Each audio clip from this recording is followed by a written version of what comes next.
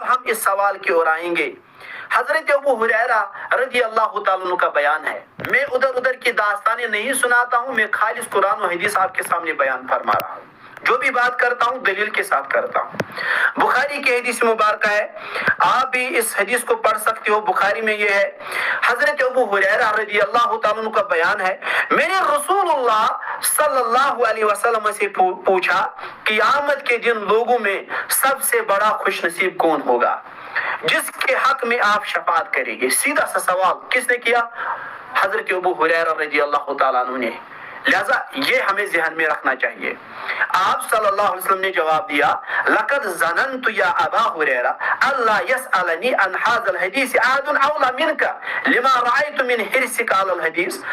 آپ اے ابو ہریرہ رضی اللہ تعالیٰ عنہ, مجھے امید تھی, مجھے یقین تھا کہ اس کے بارے میں تم ہی سوال کروں گے کیونکہ تمہیں احادیث سننے کا زیادہ شوق ہے. تو سن لے, اسعد الناس بشفاعتی یوم القیامہ من قال لا الہ الا اللہ خالصا من قبل نفسہ.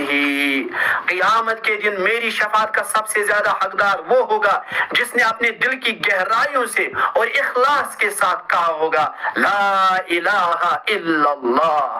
لہذا سامعین کرام, ایک